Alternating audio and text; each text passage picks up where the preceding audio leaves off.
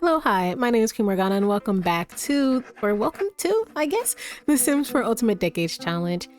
This time we're doing a Meet the Villagers type of video. So as y'all know, if you're here, we finally finished our first semester, good lord, our first century. So we're heading into the year 1400. And well, we never really got a chance to really and truly see the villagers unless they're interacting with our main household in some type of way. So I thought it'd be kind of fun to just go around and meet the residents of Henford-on-Bagley, especially since it's such a small village, like everybody knows everybody. Of course, the village has changed over time. Like over the course of the century, we've had werewolves, witches, you know, other Smith families, side households, all this type of stuff. And over time, some of them have died, they've been exiled, they've moved on, got married, all the things that our family goes through, they go through as well. So we're going to see who is here currently as you move into the 14th century. Now, as y'all know, if you're watching this episode, you've most likely been keeping up with the series. This is a different save file, like the same family, but a different save file from when I originally started. So some of the connections between the families no longer exist, even if I talk about them. So yeah, that also means that some of the family trees also are kind of broken, and by broken I mean they also don't exist because this is a new save. My save file broke back in January, February because of the for rent pack glitch that was happened to me. So with all that said and done, I figured that we should kind of start off with the households we don't really see too much, the peasants up here in this upper area, and move downwards towards some more familiar faces. So let's start off with the Yost household.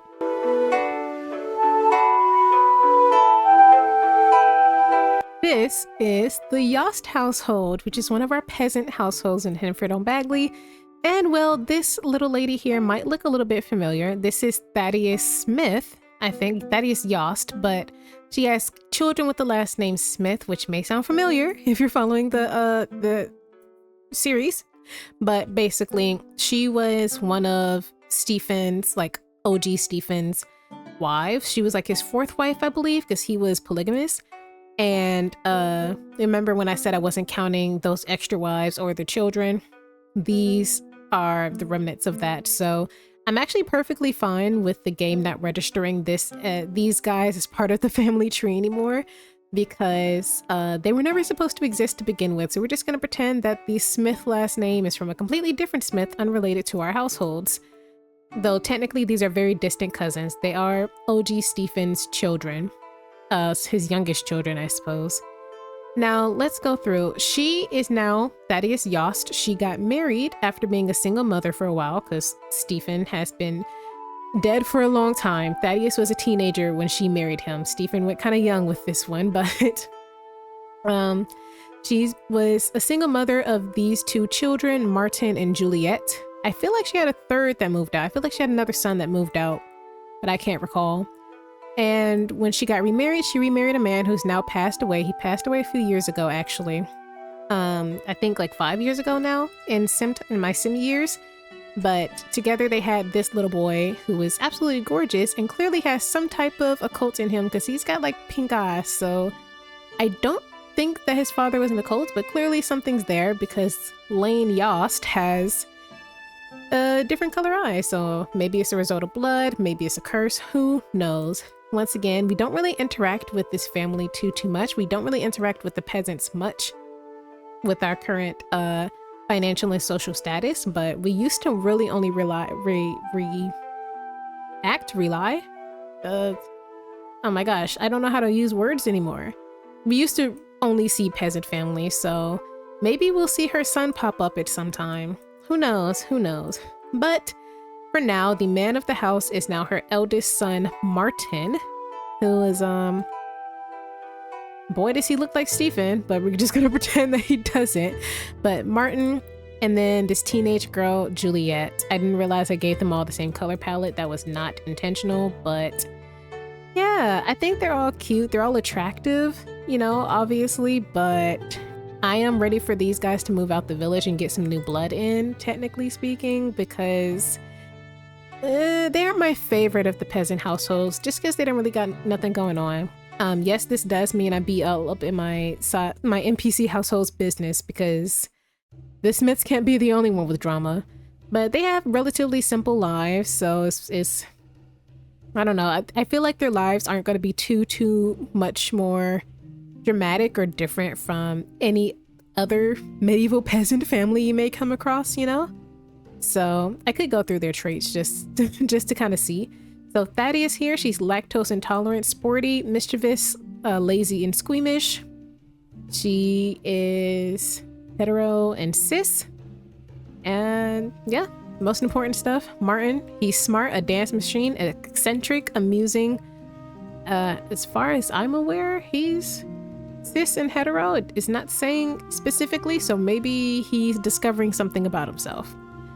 Juliet, same thing. She's a recycle disciple, loves the outdoors, memory keeper, hot-headed, and is figuring out her sexuality and gender, I guess. And Lane is like 2, so Lane doesn't have to worry about anything. But I'm wondering if we'll see more of him in the future with these eyes, because something had to have happened. But a teensy bit of drama I could bring up, actually, is that her husband, before he passed away, actually cheated on her with Cassandra Goth. So, hold up. Cheated on her with Cassandra Goth because he has a sister, a half-sister, in Willow Creek with Cassandra Goth, because Eric Yost cheated on Thaddeus with Cassandra when he was in Willow Creek before he died, so yikes. Terrible way to go out. On to the next family.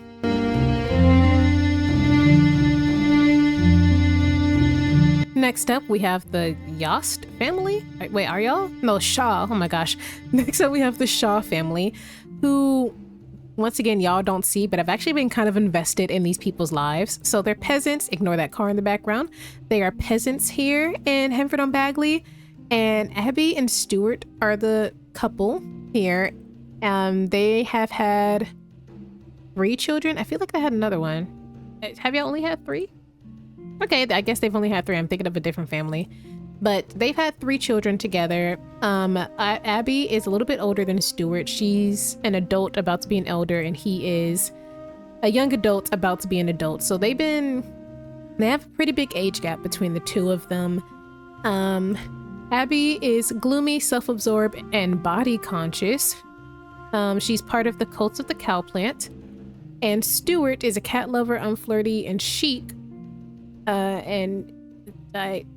He's part of the Treaders of the Occult. So their religion and stuff hasn't really come too much into play. Neither one of them are part of the Monster Hunters Guild. They're just peasants trying to survive this life. They had twins, a girl named Judith and a boy named Oliver. Are y'all twins? Nope, Judith is older. So they had a girl named Judith, and then had a boy named Oliver, and then had another boy named Octavio. Now, everything was fine for a while with these guys, and I'm not exactly sure what happened. Did you cheat or something? No, he didn't. I'm not sure what happened or what arguments they've been having or what, but their relationship has been in like the pits of hell for the past few years. It is not going good. I actually have no idea why. Like, I literally, one day I checked and they were happy, in love, birds were singing, butterflies was flying. Next day I came, they hated each other. I don't know what happened to make this happen, if somebody cheated or, like, it doesn't say they cheated, but they're still attracted to each other physically, but their relationship is terrible. So clearly they've hit some rocky times in their marriage. So I'm wishing them both the best, but they do want to get divorced, but I don't think that that's the best option for either one of them. And I think the same thing. I think that they think the same thing, because they're still together, and this fighting, like this terrible relationship, is not new. So I don't know what it is about these two that's going on, but hopefully it'll affect their children. Also, if y'all are following my my series, then you'll know that sometimes I have like certain hair colors and stuff that are indicators of cult bloodline. This blonde hair is not an indicator of an occult bloodline. It's just super blonde. If it were white or silver, like Augustine's from the series, then I'd be like, yeah, elf, but they're just blonde. Judith, she is the eldest. She clearly has a pessimistic trait. What other traits do you have? pessimistic, fashionista, and gentle. So this is her. She's super cute. They have cute kids because they're both attractive. So maybe one day when their kids grow up, we'll see a bit more of them. But we don't really interact with the peasants. Oliver is practical, outgoing, and clever. And Octavio, the little redhead, or Ginger, I don't know, is also a fashionista like his big sister, but also impulsive and unconventional. Which, not sure if that's a bad or a good thing, but this is their little house. Oh, I never showed the first people's houses. Oh well, but this is their house. I guess it's not so little. In terms of peasants, they're actually doing pretty well for themselves, you know? So this is how the Shahs be living. So even in terms of peasantry, they could work their way up. They could work their way up.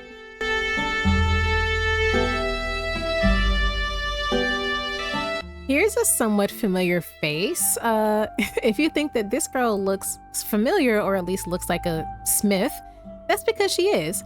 So this is actually Asa Smith.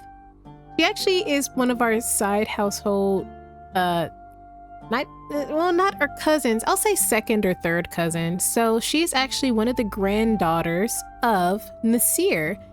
So her bloodline goes way, way back. Her mother is one of the kids whose name I can't remember right now, and I can't check because she's not in the save file. But her mother was, this is a pop quiz if you've been watching my side household updates.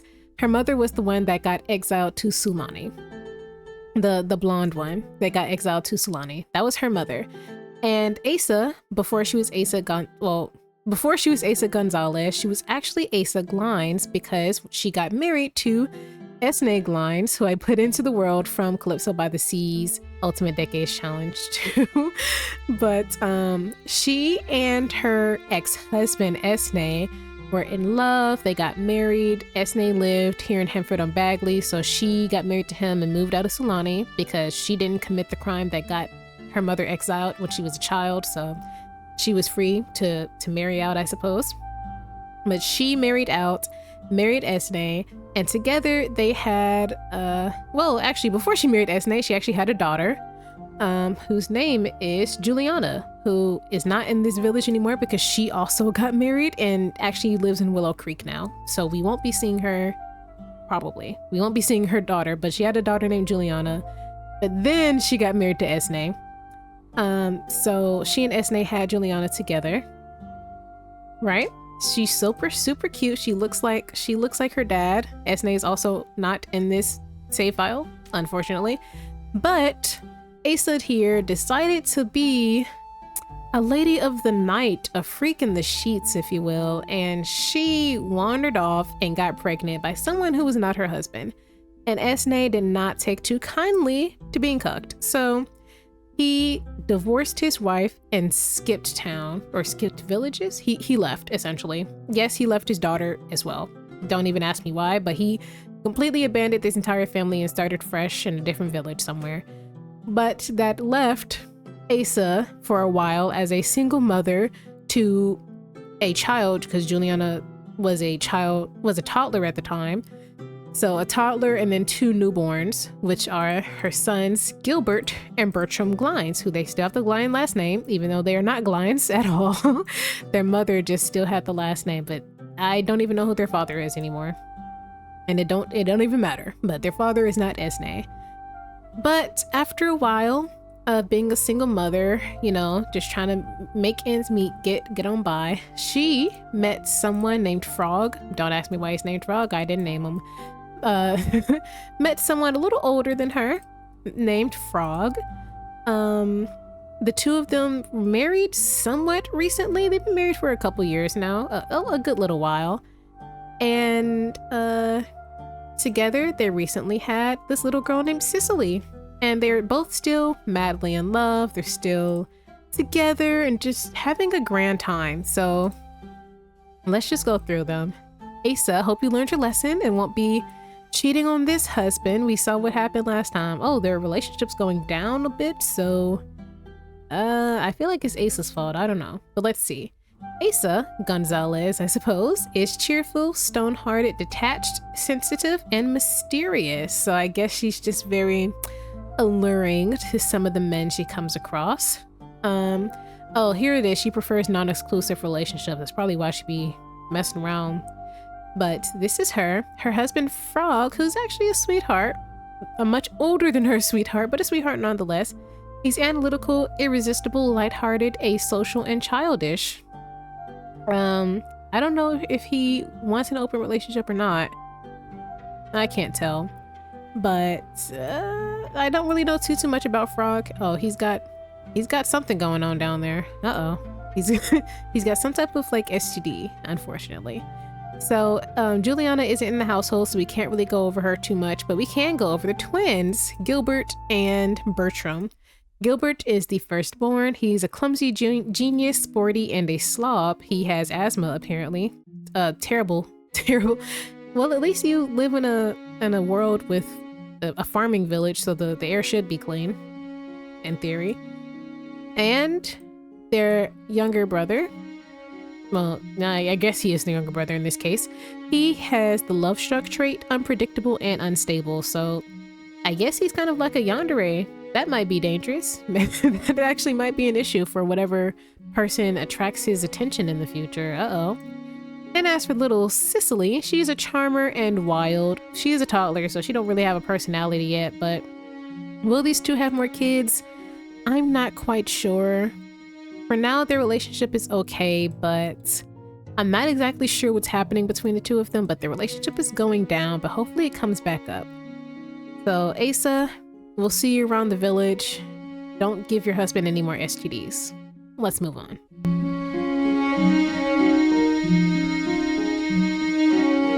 And our final peasant family of the village is kind of related to us as well. This is the Crabtree family. I don't even know where to begin with this one. So let's start with Sarai. Once again, if you've been following the series, you know that Sarai is technically related to the Smiths, but I don't count her. She is, oh my gosh, her lore goes kind of deep.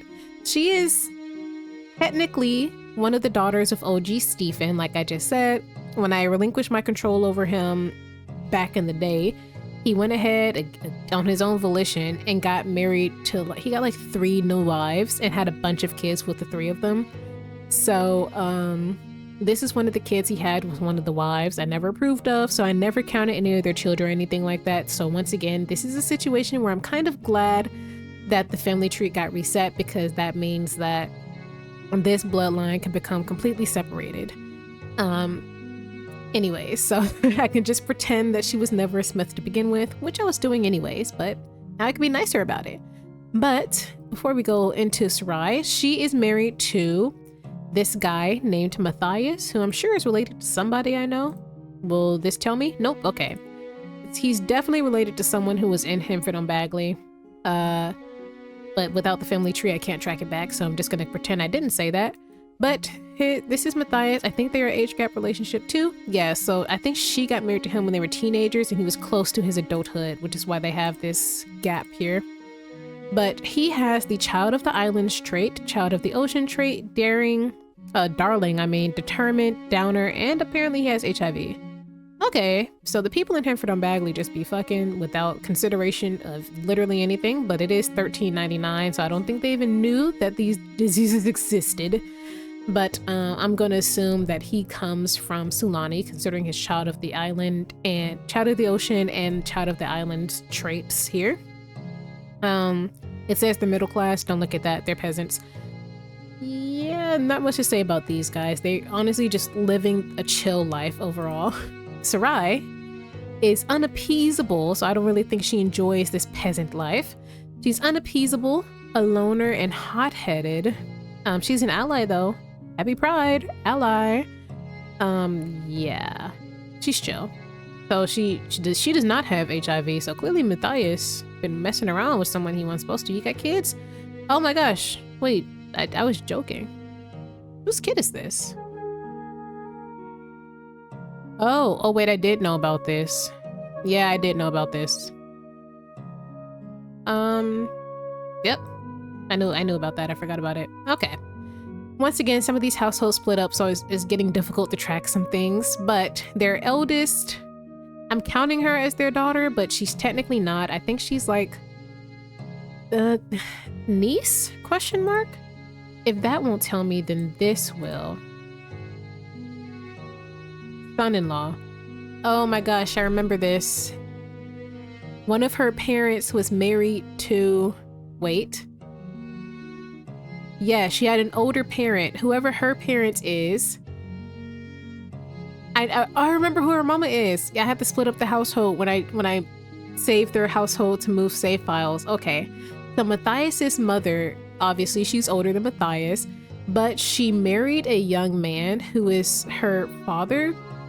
And because of that, even though she's younger, she's like the same age as Matthias's eldest child. Wait, son-in-law. I don't even know how in-laws work anymore. Okay, someone married somebody and that's how she was born. And clearly they're not here anymore. So I'm treating it like she's their eldest child. She's probably, we're gonna say that she is a cousin or something of the family that was taken in after being orphaned, so she wouldn't end up in an orphanage or something like that. There we go, crisis averted, problem solved. Modern problems require modern solutions. So basically she's related to these guys. We're just, I guess, son-in-law is what their is what the relationship is, but she is the eldest here of these children. She is creepy, lazy, and high-strung. So the actual children are Heriberto, who's, we're gonna pretend he's not wearing glasses. Don't recall giving that to him. Actually, I think this because he's got sleepwear on. Yep, I just copy and pasted all the outfits. But here is Heriberto. He is cold-blooded, self-assured, and a child of nature. Once again, we don't really interact with these children, so it's hard for me to say exactly what they got going on. And this family pretty much keeps to themselves, no drama or anything like that. Abigail, who is their youngest daughter so far, because these guys kind of like to go at it a bit. She's self-conscious, bad-natured, and short-tempered, so a problem, essentially. And their youngest, Sri Kumar, is charmer and inquisitive. And they live on this gigantic farm, still part of the peasant class, but this is such a nice little farm. Back when the Smiths were actually peasants, who lived here? Robert's family used to live here. Robert as in the Robert that was in love with Alice Smith back during like Gen 2, Gen 3. He used to live here. These are not his descendants. His whole bloodline died off. If we recall, well, they didn't all die off. Actually, yes. His whole bloodline did die off because his son died. He only had 3 kids, 2 daughters and a son. His son died. His son's children died. His eldest daughter, well, actually, no.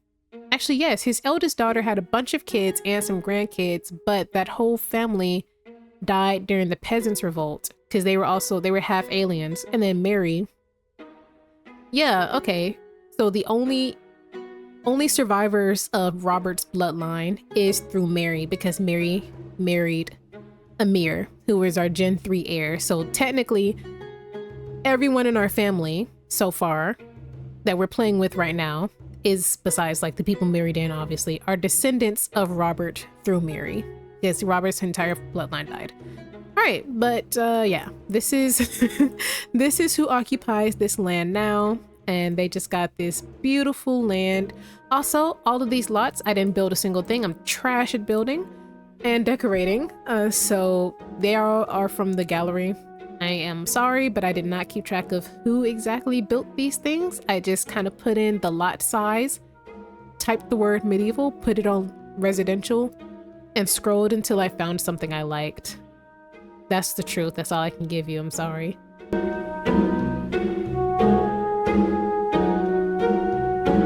We all know who this guy is. This is Alexander Goth, and if he looked a little different, that's because I gave him and his entire family a makeover in my Medieval-ifying The Sims 4 Townies series, if you want to watch it and see what him and his family story is. But his story in this particular predicament, Bella, I put his entire family in Willow Creek. Bella cheated on him with David Canfield, who is one of our cousins, actually one of the Smith cousins. It's super dramatic. He ended up living with David for a bit too. Anyways, that's not important. Watch the series if you want to know what happened there. But Bella cheated on him with David Canfield, had his baby, and obviously Mortimer knew his worth, so he left Cassandra and took the youngest child with him, which is Alexander, because I have my settings set for teenagers to be treated like adults. So when parents divorce, they don't take the teenagers with them. Most of the time. Sometimes they do. But yeah, so he moved here to Henford-on-Bagley and married a woman who used to be a peasant named Susanna. And this Susanna is super familiar for multiple different reasons. Once again, if you're keeping up with my side household updates, she has been, oh boy, has she been part of our family for a while. Susanna has been through multiple generations of Smiths. Basically, she is an older woman. She was originally the baby mama of, oh my gosh, one of our cousins from the side household, Marjorie's youngest son, whose name I can't remember right now for some reason. But basically, she had the son of Marjorie's youngest son, and then she married her baby daddy's uncle, who was Stephen Smith. Yes, OG Stephen, who's been brought up 3 times in this one episode. OG Stephen left his absolute mark. And if you haven't been keeping up the series, I'm saying OG Stephen because our most recent heir was also named Stephen after the original Stephen. Original Stephen is from Gen 2. He was our Gen 2 spare, not the heir, but he was second born. But she married that Stephen, had 2 kids by him. I think Sarai was one of the, I think Sarai is her daughter. Yes, Sarai is her daughter, the one who we just saw with the 3 kids earlier. This is her daughter technically. Yeah, so obviously, like I just said earlier, I had to split up some households because my other save file was corrupted back during that big terrible glitch. So that my game isn't going to show all of that, but basically she moved out, was kind of being a peasant / single mother on her own, because when she moved out, she actually married Sarai's brother-in-law at the time. And Sarai's brother-in-law is the baby daddy of Alberta from our previous generation. Yeah, the relationships get kind of complicated, which is why I kind of love this small village setting. But yeah, so he left Susanna and their daughter, who recently married off, so we're not going to see her in this episode quite yet, as like a single mother to go run off with Alberta and their children, who are no longer alive anyways, to Oasis Springs. And she was a single mother for a while, and now she kind of hit the lottery. She hit the jackpot. She won at life, because now, after all these years of being everybody's wife and baby mama, she finally married Mortimer Goth. And I didn't think they was ever gonna have a child together, but she's actually pregnant right now. I think she's in her 3rd trimester, even though it's not showing too much. Yeah, she's in her 3rd trimester, so by the time we get into the year 1400, we'll probably see a baby lurking around, and she's not part of my household, so I'm perfectly fine cheating and seeing what she's having. She's having a little baby girl. Okay, cool. Congratulations. She hates it. She, despite the fact that she's been a baby mama 3 times, twice. I don't know. Despite the fact that she has all these damn kids that clearly she's not taking care of, she doesn't even really like to have them for real. I think she gets married, she has kids, and then I don't know. It's kind of like a way to solidify her role as the matriarch of the mother, I suppose. It is 13 something, so you got to do it. So that's Susanna's story. I've seen this girl way too many times, like far more than I'd ever wish to. I see Susanna more than I see some of the actual cousins and stuff, like part of the main household, which is crazy. So knowing her, when she and Mortimer divorce, she's gonna marry another Smith. She's gonna have David's baby next. Like, it's gonna be something crazy. But let's get into it. Oh wait, before that, yeah, Alexander is here, like I said, but he's aged up into a teenager. Well, I said he's here. He's aged up to a teenager, but can I find him? Can I find the poor chap? He's hiding because he's not very good looking, unfortunately. Where are you? Oh my gosh, he's in here. Yeah, okay. You know what? Stand up. Come over here. Get off that computer, which don't exist. Pretend it's not there, guys. Pretend. So this is Alexander Goth. I did not touch his face at all. The Sims team made this. This is the work of Sims team. I don't know who is in charge of making townies, or who is in charge of doing like the update for the townies, like the Caliente and the Goth update. I don't think they actually know how to make Sims. I don't know. I don't know, because everybody else is fine. But I can tell that when they did Alexander Goth's makeover, they did it over as a child, but they did not check what he would look like grown up as an adult. And that's why he looked like this now. Because he don't even look like Mortimer or Bella. This don't make no sense. Oh my god, I was so mad when I aged him up. I thought he was gonna be handsome, and he's not, and I'm not fixing it. No. Sims team, it's been like 10 years. Why does he look like this? What happened?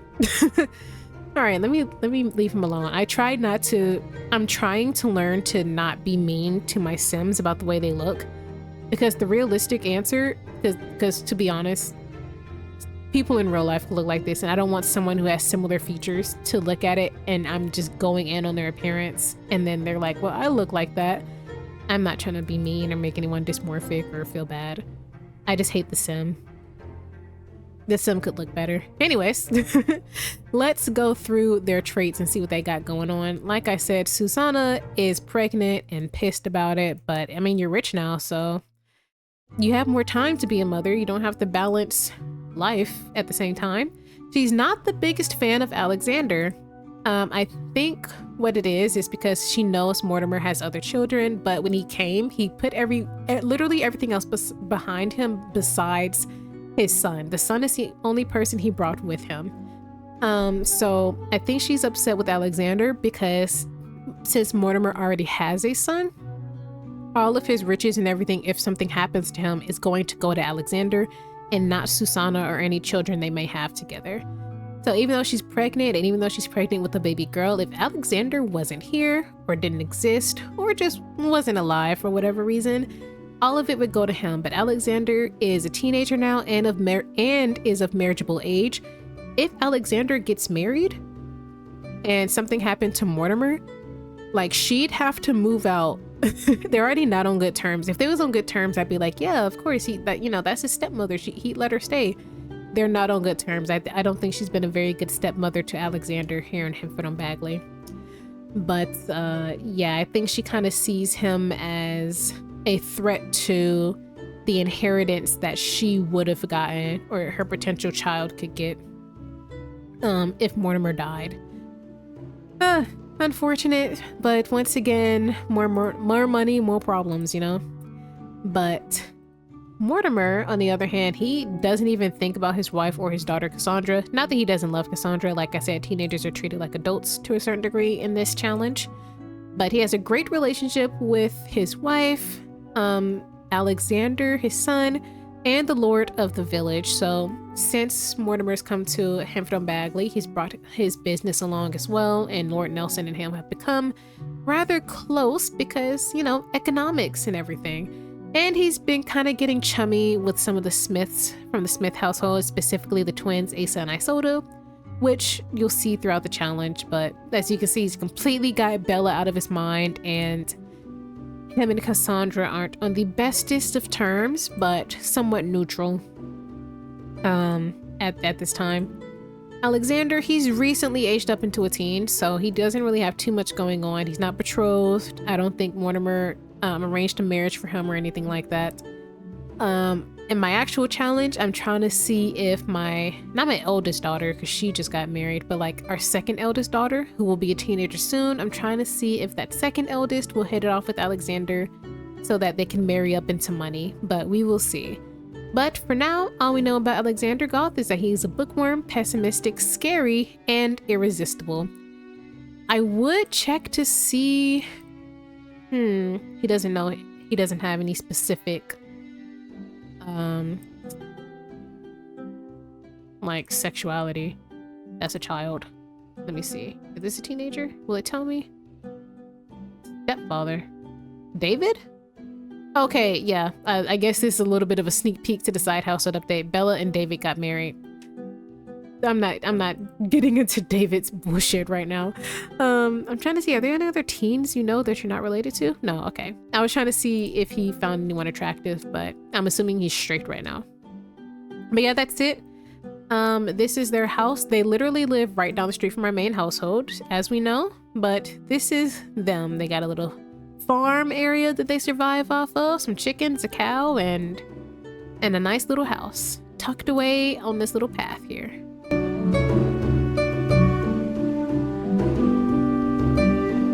Next up, we have quite possibly one of my favorite NPC households in this village for, I don't know if it's this generation or this span of time or what, but this is the Rose Light household. It was created by one of you guys, and I've been absolutely in love with them and their story and their drama. Oh my goodness. So I actually do remember the lore of this story, and it's explained in the comment section of one of the previous videos when I first introduced these guys to the village. But this is Henry Light. Some people are not in this household, so bear with me. This is Henry Light. This is his sister Diana Light. Oh my gosh. Oh my goodness. Oh my goodness. This is his sister Diana Light, and this is his wife Arabella Light.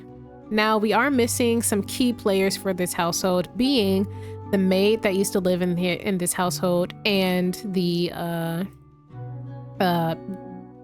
handful of kids actually.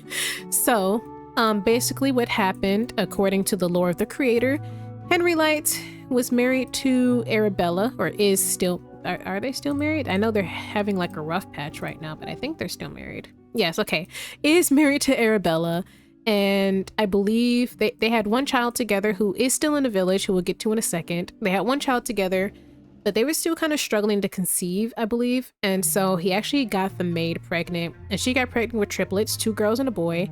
But at the same time, his wife had, you know, a miracle and had 2 children of her own, twins, a boy and a girl. And those kids were born somewhat around the same time. A lot of them are not in the household right now, but those kids were born around the same time. And drama.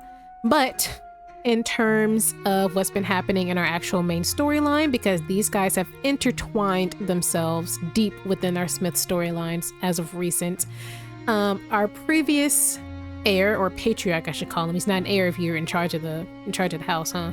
Our previous patriarch, Stephen, new Stephen, not OG Stephen, became pretty well acquainted with Henry Light, because Henry Light is actually like a very, very big trader. He's like a powerhouse for the trading industry in the village. And Henford-on-Bagley is a really small farming village, so trading and producing goods and things like that is the way to like earn money and everything in this village.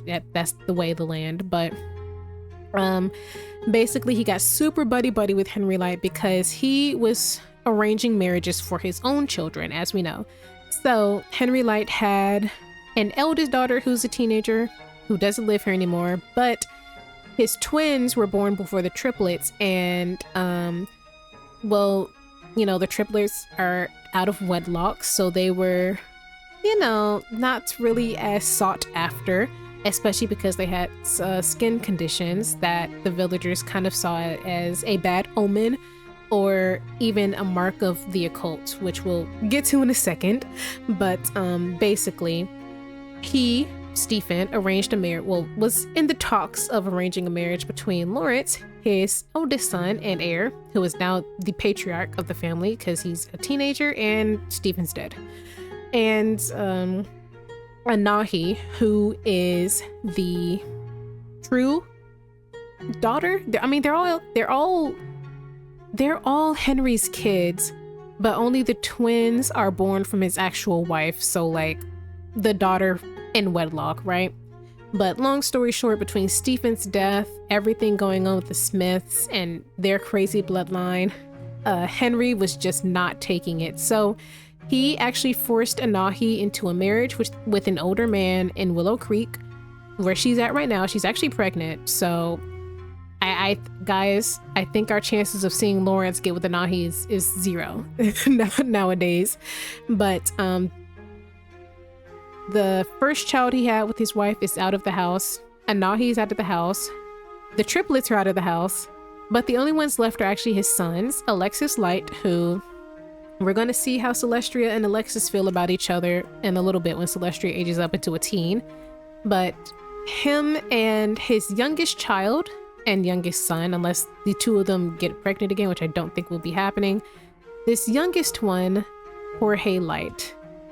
So Diana actually has never been married and doesn't have children. She's honestly just living her best life, and I gotta respect it. She has no reason to have all these kids if her brother's doing it for her. So I understand. So this bloodline is really interesting because, well, Henry does not really like occults. It's not that he dislikes them in per se, but as we know, occults have been being hunted by occult hunters recently, and the occult hunters are very discriminatory. So they also have been attacking humans who have characteristics that might not be completely human or might be an indicator of an inhuman ancestor, even if they themselves have no abilities or anything like that. So for instance, he is completely human passing, but his sister would probably get caught for having these red eyes, and his wife with these pink eyes. And she gave these same pink eyes to their eldest daughter and their youngest son.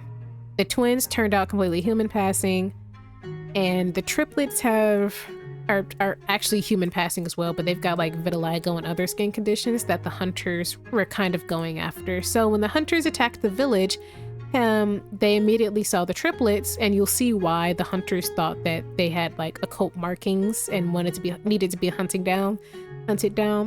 They were so distracted, and Henry was just trying to save his own skin plus his business and the rest of the people in his family. So when he heard that the occult hunters were coming and what they were looking for, he essentially disowned the triplets and kicked them out the family. They were already like out of wedlock anyway, so it didn't take too much for him to just act like they never existed and take them out of the will and not have to worry about them or anything like that. I think he just really was looking for an excuse at the end of the day. But his eldest daughter wouldn't just allow them to go out on their own like that, because they were still children. They weren't even teenagers at the time. They were literally still children. So she disowned herself and left to go take care of them. And they're all still in the village, and we'll visit them next after this. But Henry Light has just been very strict with his family as of late, so our connections with him and the Smith household have not been nearly as strong as they used to be when Stephen was alive and before the hunters came into the village. So yeah, but I think that's another reason why him and Arabella have been going at it recently too. Their relationship has dropped so badly. If you are keeping up with the actual my actual challenge, I don't know what to call it, series, you'll remember in the previous episode in 1399, or was it 1398, one of the last two episodes, she was like sitting in the rain in our backyard crying, and it was probably because she had a fight with her husband and probably wanted to talk to Lucia, who was like her best friend. So I think that's what's happening here, but I think they're fighting because of these eyes of hers. I think that he is starting to internalize a lot of these monster hunter beliefs and realizing, you know, how strange it was that he married a woman with these pink eyes, and he's got a sister who looks like him but has these crazy red eyes, and that Arabella gave two of their own children these eyes. Like I think he's just being super paranoid and internalizing a lot of the like monster phobia, occult phobia, like all of those terrible ideas, and taking them out on his wife. So I'm not sure exactly what's happening with their marriage or anything like that. I know it's going downhill, but Henry has just had been putting on an iron glove and keeping a tight grip on the family, who they interact with, what they do, who they marry,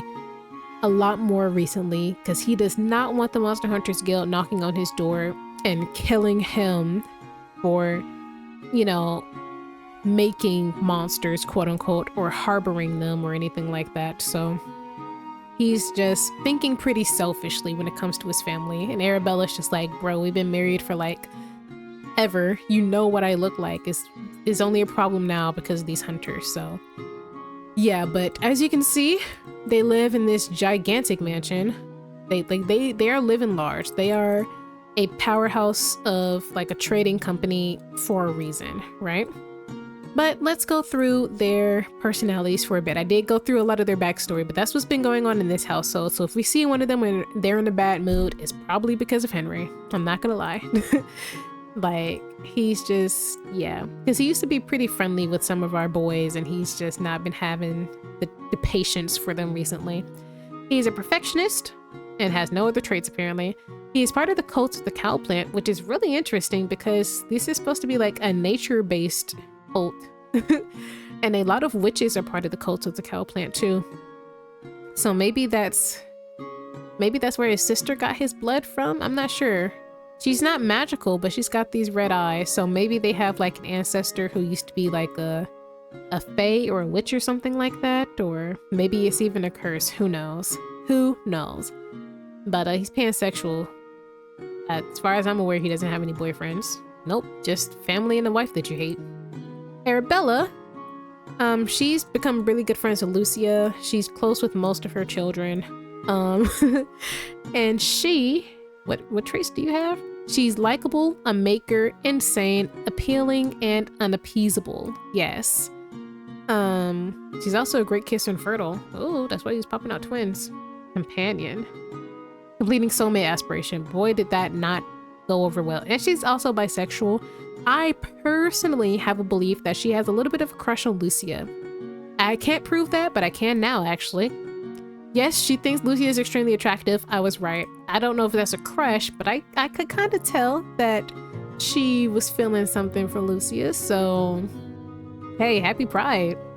We'll see how that goes. Lucia is also bisexual, but she's closeted and homophobic. So, good luck, Arabella. Maybe you can break those walls down or something. I don't know. I don't know. Now, as for Diana, she literally gets up to nothing. She and Annabelle met for a little bit. I don't know. She literally doesn't do anything. Pretend she's not an orderly. That doesn't exist. Yeah. Nothing to report here, but she hates children, which is probably why she's not having any children. She's avoidant, which is probably why she's not married. And she's also silly, delightful, and likable. So she's a cool girl to be around. She's just not interested in getting married or having kids. And you know what? Same. Well, marriage sounds cool. Kids don't sound very cool at the moment. Now, like I said, they had twins, Alexis and Anahi. Anahi got married off to an old guy in Willow Creek. Well, not old. Well, old to her because she's a teenager and he's an adult. Like, he'll be an elder before she's a young adult. Whatever. Anyways, this is Alexis. He's still in the village. He's motivating, good, serious, and a bookworm. Honestly, I think he'd be a good match for Celestia, but I'm not sure how he feels about occult physical traits because that could go pretty bad. Let's see. He's asexual, believes in the occult, as you should. I'd imagine living in this village and not believing in the occult, whether or not you like them. Believing in them is pretty mandatory. It says peasant. They're not peasants. Gender fluid. Oh, you're gender fluid. I'm sorry for misgendering you. But this is Alexis and Jorge, who I'm honestly wondering what he's going to... I'm honestly wondering how he'd react to Celestia and the twins. But he's a child, so we'll see. But he's impatient, an old soul, and a homebody. So we kind of said that he's kind of like the voice of reason to the friend group. He's gotten closest with Ada, I think. Yeah. So we'll see what comes of him. But he's so young, and we just kind of got to know him recently. So we'll see. But yeah, that's this household. So that's all the drama going on there. And why Henry Light is kind of a dangerous force in my save file.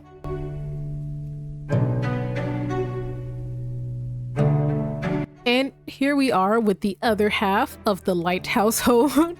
So these Lights are not going to appear on the family tree because I had to split up the household when I moved them into the save file. However, it does go with they got disowned by the family, so they're not going to be part of the family tree anyway, so it all worked out. Now, Amanda is the eldest. This is the eldest daughter I was talking about before. When her father was going to let the triplets get hurt, remember these triplets are kind of like the bastard triplets, quote unquote. Well, I say quote unquote, that's literally what they are. But she refused to let them kind of have that fate of just being kicked out, left to wander on their own, no idea what's happening, to get killed off by monster hunters. So she took them and left. She was like, I will personally hide them. I will be responsible for them, blah, blah, blah. I don't care if you treat me as your daughter, blah, or anything like that. So as you can see, she has her mother's pink eyes, which once again mean nothing besides potentially an indicator of an occult ancestor. As far as I'm aware, being human with these colored eyes don't necessarily mean anything. As far as I'm aware, once again, we don't really have that in our bloodline, so I can't say if it does or doesn't.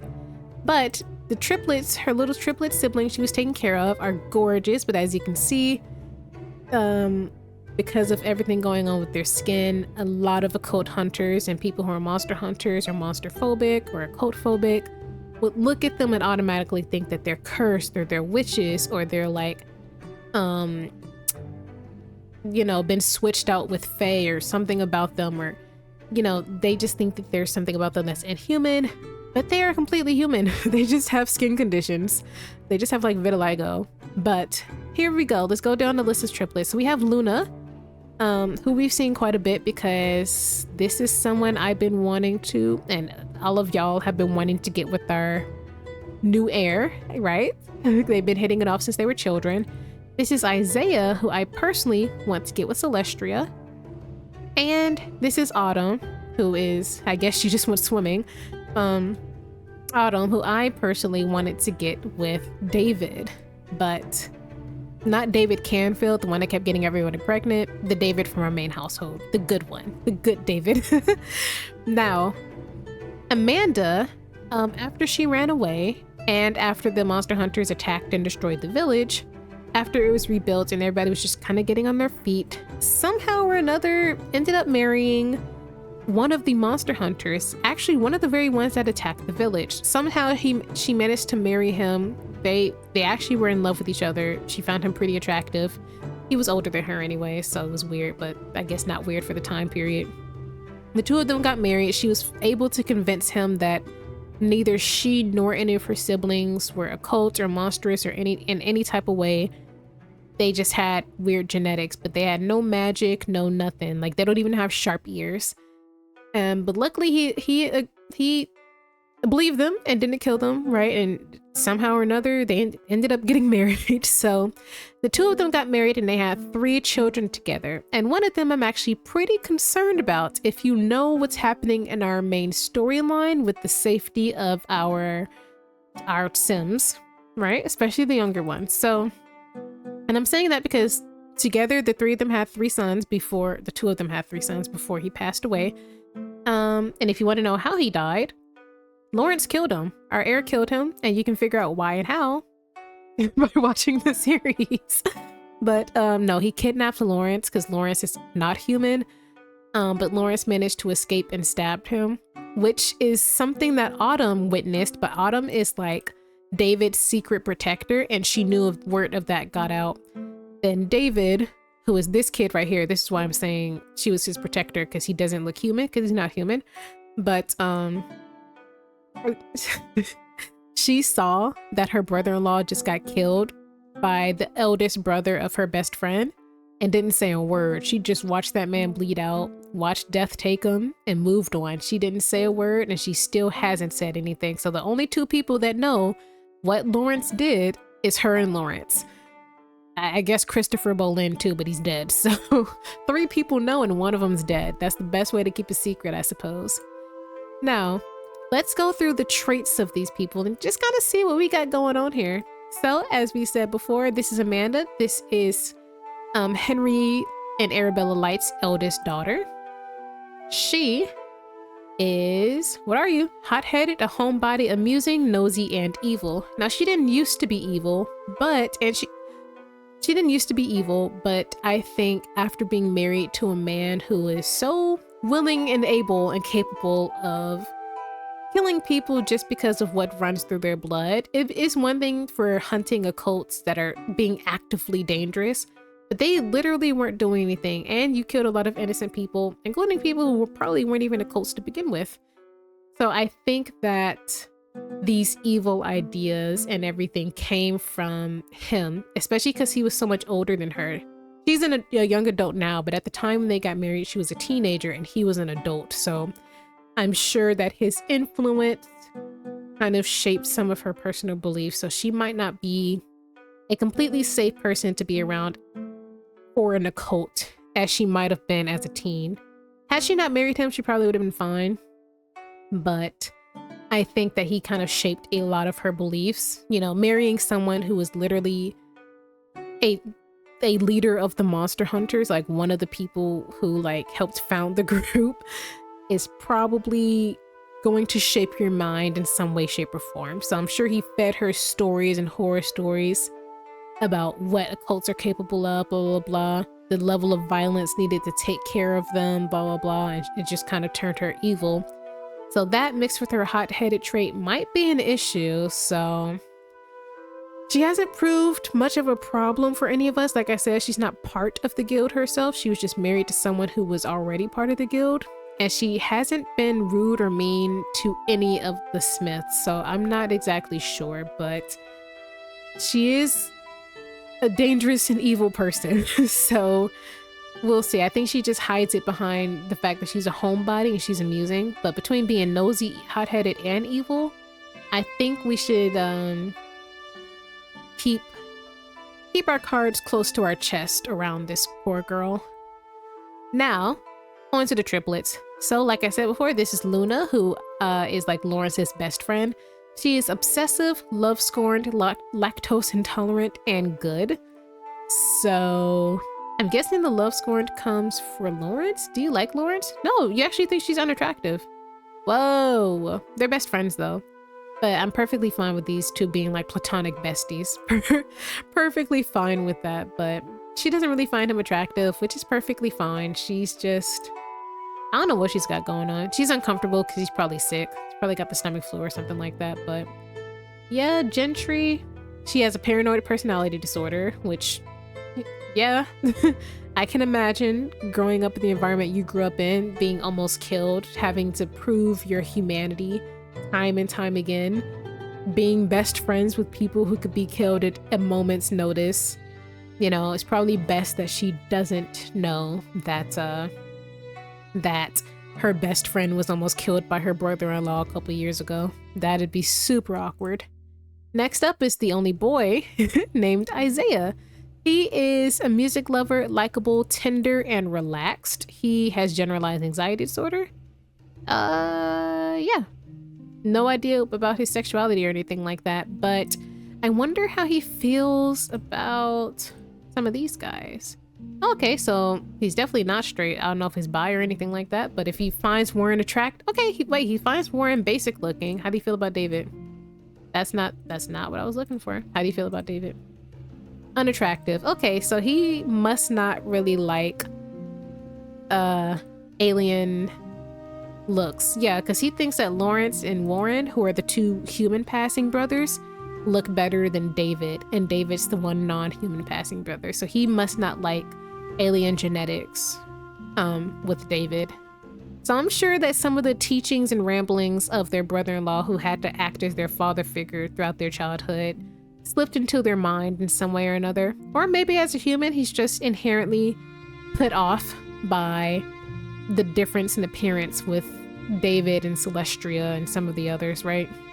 Because Warren, the only thing that stops him from looking human passing are the antenna, and Lawrence is his eyes. But okay, he seems pretty chill all together. He wants to chat with David, so I think just because he doesn't find him attractive doesn't mean he doesn't necessarily like the guy, you know? Next up, we have Autumn. Let's see, Autumn, you are feeble, which we knew. we were saying that David, who we wanted her to be with, was going to kind of be the strength for her. She's feeble, street smart, slow to warm up, and talentless. So Autumn actually grew up feeling like the bad triplet. Like, not that she was bad in personality, but that Autumn and Isaiah, or specifically Autumn being the other girl, was prettier than her. Autumn could get like, she made friends easier than, Luna made friends easier than Autumn, and just, she was healthier because Autumn has this feeble trait. But I think this helped Autumn kind of see people for who they are, because she befriended David so quickly. She sees more than just people's physical appearance, and she's also super aware of her surroundings and how people act. So, physically she can't really do too much, but mentally I think she has such good discernment when it comes to people who are good and bad, which is another reason I think that she really just kept Christopher dying a complete secret. So even her sister Amanda, who was married to Christopher, doesn't know how David died. Like, all they know is that he was found stabbed and killed on their property, which could be anything from like a random mugging to someone who's lost their mind or anything like that. They don't necessarily know why, but Autumn does. So I think because she's street smart and slow to warm up, so she thinks super deeply about how to respond to things and what information to let out, because she knows how people will react. She's kind of become like a silent protector of the people around her, especially with her sister and brother having, such bad anxiety and, these other mental disorders, which don't quite exist, but just kind of helps me pull some things together, right? I think she just kind of took on this silent, like the mental and emotional protector role for her siblings and David as well, because she can't really do much physically, but this is what she can do. I love Autumn. I'm sorry, my favorite triplet is Autumn. Luna and Isaiah are cool. They're not bad at all, but I love Autumn. I want to see so much more of her. But let's see actually how she feels about David and Warren and Lawrence, in terms of look at least. She thinks David's basic looking, so she doesn't even think he's ugly. Oh my gosh, these two are meant to be together.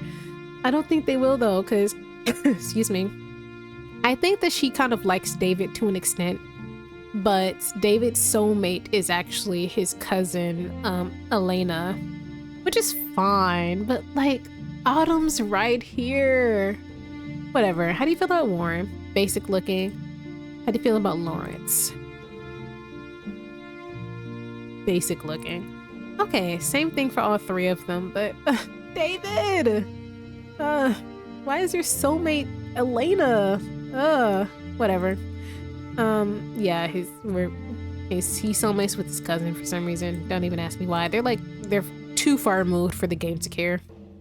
Now, this is why I said that this family could be a little bit dangerous. So remember how, I just talked about Amanda having these concerning traits, and she was married to a monster hunter, which of course means that they raised children with monster hunter beliefs.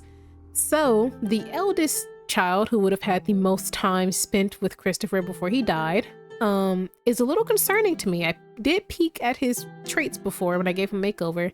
He's a bookworm, but he's also evil and hot-headed, just like his mama. So I feel like his dad probably had a lot of scrolls and texts and books that are pretty anti-monster.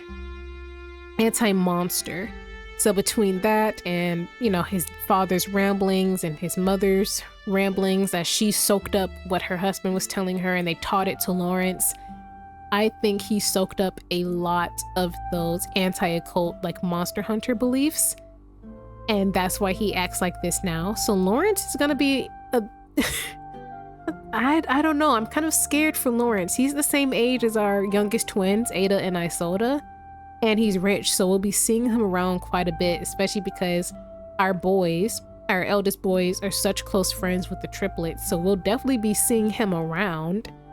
Just because I know this information about him doesn't mean the family knows, so I'm not necessarily going to keep them away if they want to be with him. And I'm not sure if he's going to hide these personality traits from them or what, because they could just think he's mean and hot-headed, because two of our Sims, Edith and Isilda are both hot-headed, but they're not necessarily bad. He's actually just straight up evil. So I wonder if he's going to be able to hide it well or not, or if our kids even want to befriend this guy. Like, I don't know. But that also means I don't know how his little brothers Lancelot or Jonathan will be either. Jonathan would have spent the least amount of time. Jonathan aged up into a toddler after his father was killed.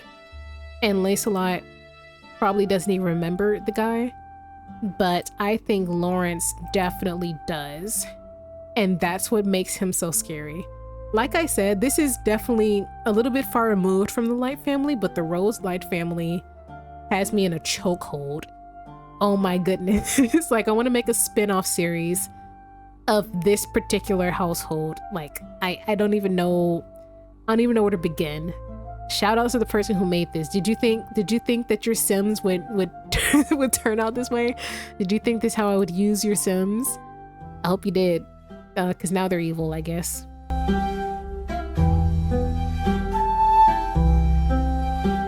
And here we are with actually one of my favorite Smith side households, a Slacks household, which has only recently become one of my favorites because he's really intertwined himself with our main household as of recent, which I didn't think we would see from a Slack specifically. So what is going on here? Also, I'm going to go over a Slacks household specifically because he's so, intertwined with our main household in terms of storyline, but I'm not going to go through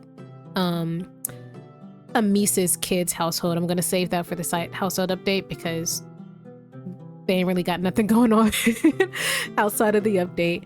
But what's been going on here in a Slack land? So if you've been following along with the story, a Slack here is a very far removed cousin. He is a direct grandchild of Alice Smith. He is Ivo Humphrey's son, and Ivo was one of Alice's last children that she had with her third husband back in like Gen 3/4-ish, mostly 3.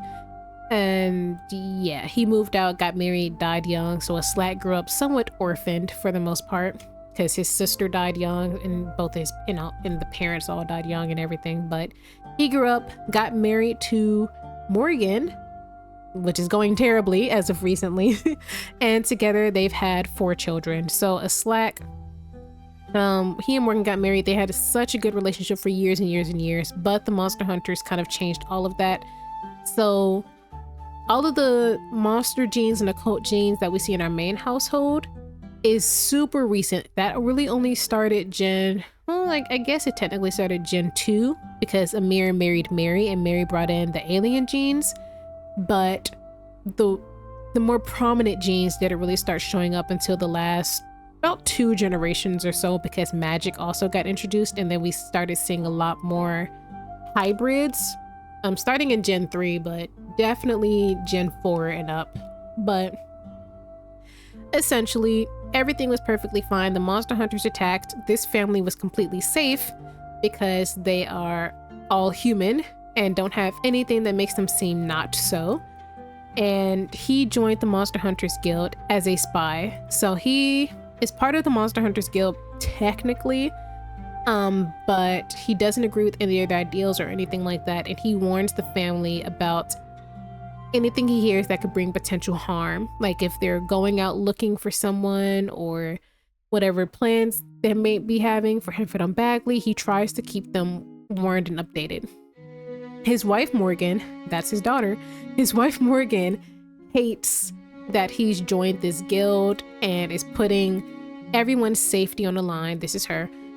Because if he gets caught, they're going to assume that he's like in cahoots with the occult and they're going to kill their entire family. If a Slack gets caught, they're not just going to hurt him. They're probably going to go after Morgan. They're probably going to assume something crazy like he's been cursed or his mind's been worked by a witch or anything like that. And she already has like sharp ears, which is an indicator of elven bloodline, but basic elven bloodline is kind of accepted if you're human passing. But these occult hunters have been acting so erratically as of late, she doesn't even know, especially if they find out that a Slack has a common ancestor with our Smith household, because they all came from Alice Smith, who is his grandmother, but our main household's like great grandmother. Like they're pretty far removed from each other, like I said. But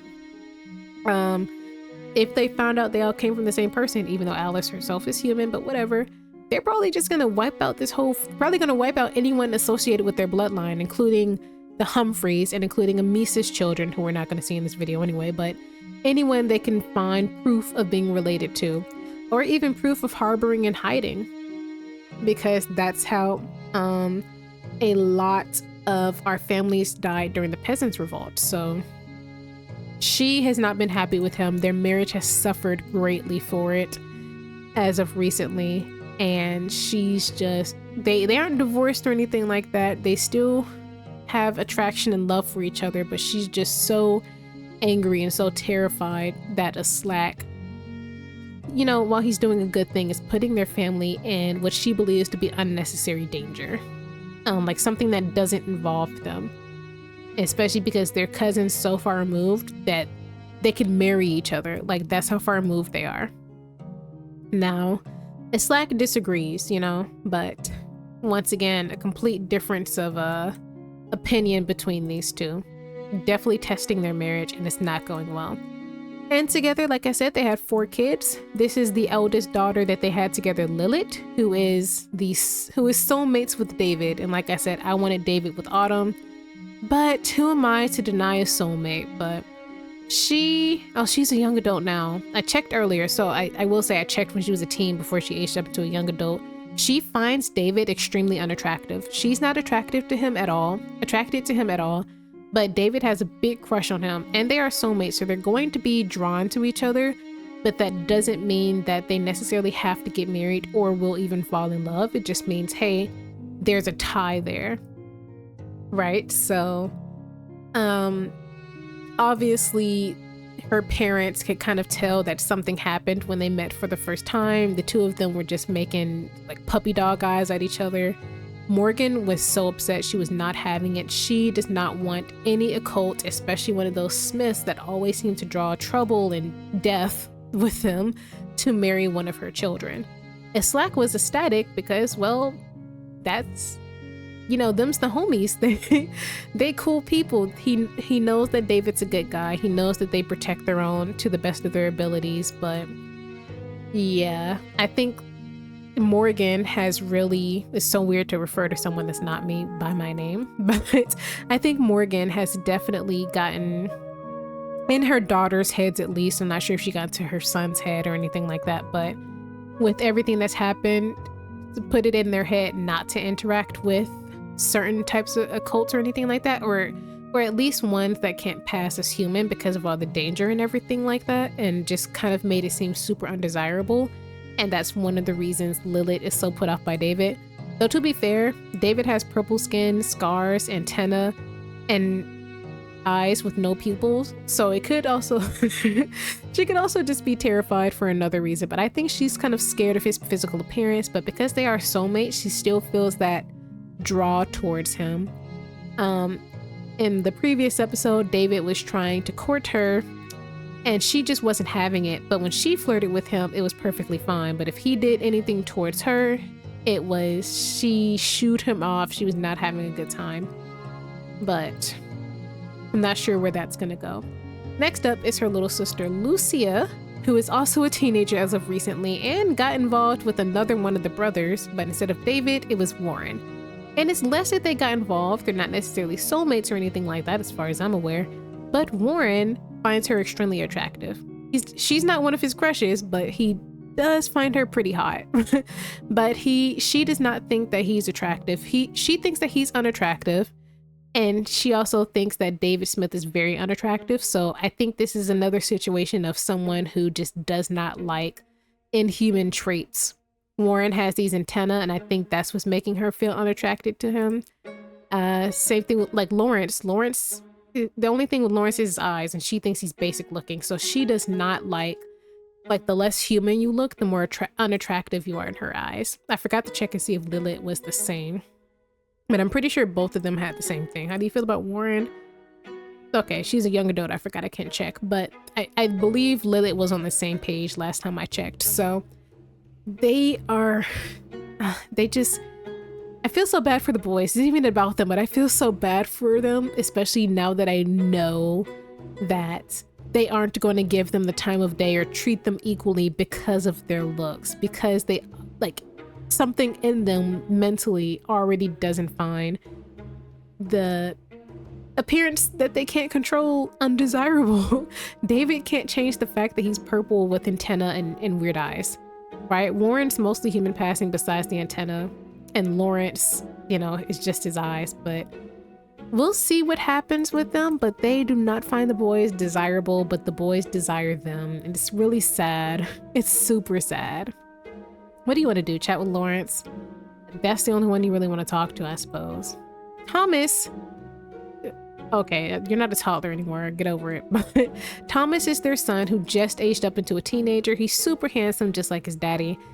I don't know how he feels about any of the boys or anything like that. He hasn't met them they didn't really talk to him as a child, and he hasn't met them as a teen quite yet. But I am interested in seeing how he feels about Celestria, or how him and Celestria get on as teenagers. As children, they're friends. As children, they are friends, but I'm not sure if their bond will grow stronger, weaker, whatever, you know, that may be. But I don't know if he agrees with the sentiments of his mother and sister, but we'll see. Anyways, did I even go over these people's traits? I don't even think I did. Hold up. I think I got so distracted trying to see if they found each other attractive, I didn't even actually check. Let me go through the traits real quick. A Slack is body conscious, loves the outdoors, comforting, a genius, and ambitious. So he's thinking these things through. More as scared as Morgan is, he is really smart and does thinks these plans through quite a bit. He's also demisexual, just like me for real. Morgan is a downer, cold-blooded, mischievous, body conscious, and an introvert. So she does not want to be bothered by any of his mess that he's dragged them into at all. Lilith is gloomy, a geek, which is a trait I'll get rid of if she ends up in our household. Gloomy, a geek, health nut, and a downer, and love struck. So I think since she's love struck and has a soulmate, as much as she doesn't find David to be super attractive, I think she's gonna be drawn to him no matter what. Like, I don't think that they're going to be able to resist this pull, or at least she won't be able to resist the pull to David, but we'll see. She is older than him and unmarried, so who knows. Lucia is shy, nerdy, a child of nature, and a health nut who apparently has low self-esteem. I don't know. And Thomas, finally got back to poor Thomas. He's smart, street smart, sensitive, and self-conscious. So I don't know. There's a lot going on with this family. I completely skipped over the toddler. They recently had a last-minute addition to the family named Carissa, who is adorable and like 3. So we won't really be seeing much of her for a while, if we see much of her at all, because our youngest 2 are going to age up into teens before she's even a child, probably. So who knows? But this is the family I'm really interested in seeing. Oh, well, while we're here, this is Elise Goth, the one who I said Susanna had with our with someone else. Yeah, this is her. And this is Henry, her father/husband. Completely different situation. Just wanted to freak y'all out like I'm freaked out. But yeah, I'm really interested in the Slacks family and what happens with them, because I don't even know. I'm honestly just, I'm really interested in seeing the relationship between David and Warren with those girls, because Morgan put a lot into their head. Like, between I think that the Light and the Humphreys are probably the families I'm keeping the closest eye on, because of how many ties they have to our main household, especially our 3 sons. And it'll probably get even more complicated when Celestria's in the mix when she ages up into a teen in the year 1400. Y'all excited? So I'm not gonna go over this household or this one, because these are both our side households. The Sumner household is where our eldest Edith lives, because she just got married and she has a child and another one on the way. And this one is another side household but I go over these specific side households in our side household updates. I just went over as slacks because, well, they're too intertwined for me to not go over during a Meet the Villagers update, but these two are not as important in terms of like storyline or anything like that. But yeah, that was or is the entire village of Henford-on-Bagley. Once again, I chose a small village for a reason, so that we could have this level of drama and everything like that. In the future, I think we're a couple centuries away from, 3 centuries away from our Sims being able to move out of Henford-on-Bagley, which is the point. I wanted to choose one of the smallest possible villages so that we could so that the expansion when we move could feel bigger too. But y'all let me know, which is your favorite side household? Which one do y'all want to see more of? You know, I wish we kind of got to see more of the peasants. I guess we don't really interact with the peasants anymore because we aren't peasants, but I don't know. Honestly, the Goth family has some drama, but I'm super interested in the Light family, specifically these guys over here, Amanda's part of the family. Well, I guess they aren't Lights anymore, they're Bolins. Some of them are still Lights, but you got took out the family. I don't know, you might want to choose a new name actually. But between the Lights, the Bolins, and the Humphreys, I think those are my top 3 NPC families. But y'all let me know, which NPC families do y'all like the best or the most interested in? Yeah, I know I gave a lot more lore for some more than others, but some just have more lore to begin with.